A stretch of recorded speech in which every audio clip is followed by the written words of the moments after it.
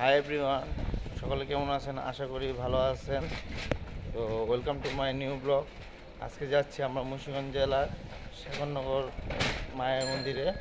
তো দেখা হবে আজকে সারাদিনের কিছু মুহূর্ত আপনাদের সাথে শেয়ার করবো আশা করি। তো সাথে আছে পূজা, পিয়ান।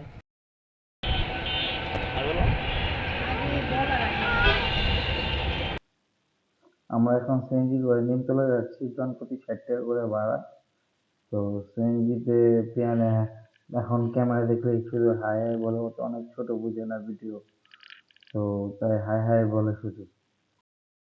সিএনজি দিয়ে নিমতলা আসলাম, আর নিমতলা নেমে রাস্তার পার হইতেছি। তো শেখরনগরের মন্দিরে আরও প্রায় 5-6 কিলোমিটার বাকি। তো চলেন দেখি কি করা যায়। এখন কি সিএনজি পাই না অটো পাই, দেখি একটা অটো নিয়ে যাওয়ার ইচ্ছা, অটো নিতে হবে। ওয়েদারটা দেখেন কত সুন্দর ওয়েদার ভাই, গাইস অনেক সুন্দর ওয়েদার, তো একদম মনোমুগ্ধকর। নিমতলি আসার পরে আমরা একটা অটো নিলাম। অটো দিয়ে আমরা যাচ্ছি এখন শেখরনগর মায়ের মন্দিরে।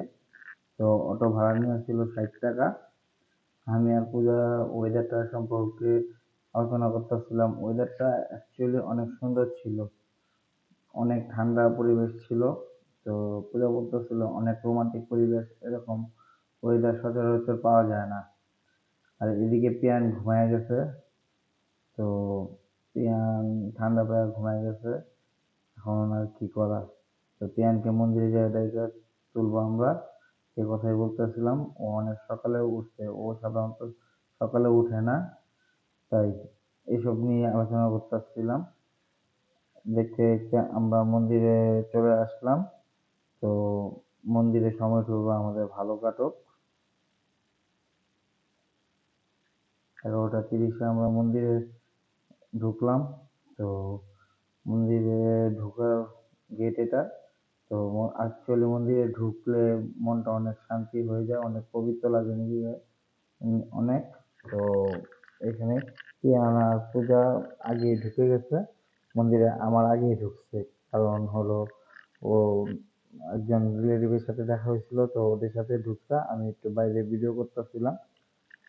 তো ওই যে দাঁড়িয়ে রয়েছে পিয়ানার পূজা, দেখা যাইতেছে। পিয়ান আমাকে দেখে হাত বাড়ায় দিল। তো এক মাসি আসলো, মাসি এসে পূজাকে, পিয়ানকে, আমাকে তিলক পরে দিল অনেক সুন্দরভাবে। পিয়ানও অনেক খুশি হইলো তিলক পরাটা দেখে। আপনারা দেখতে পারবেন যে পিয়ান অনেক খুশি হয়েছে তিলক পরাতে, ও মনে করছে এটা সাধু। তো এরপর ভোগ আনতে যেতেছিলাম, তো অনেক ক্রাউডের কারণে আমাদের ভয়েস গুলো বোঝা যাইতেছিল না। তো পিয়ানের সাথে আমি ওর মুখ ভেঙচিরা নকল করলাম। ভোগের কথা শুনে পিয়ান বললো, হ্যাঁ ভোগ আনতে যাবো। আর এই যে পূজা ভোগ কিনতেছে। তো পূজা দরদাম করে ভোগ কিনতেছে, কারণ হলো পূজা বউ অনেক কিছুই দরদাম করে কিনে, অনেক দরদাম করে পূজা, এবং সে জিতে দরদাম করে, তাই।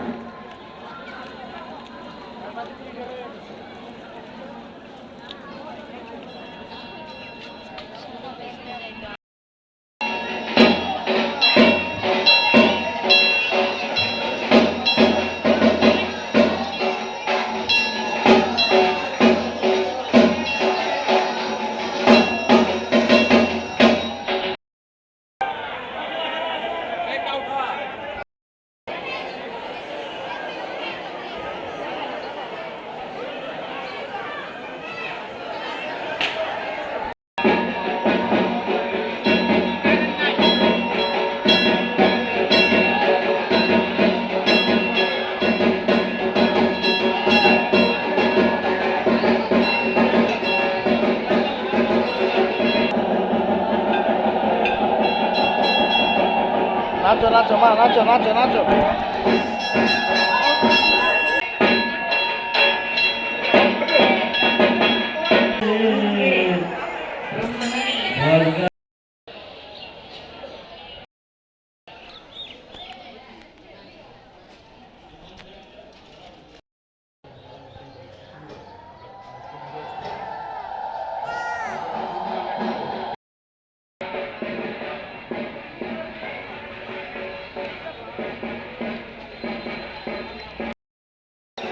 শাখা, মার জন্য শাখা শুধু বিক্রি করতেছে।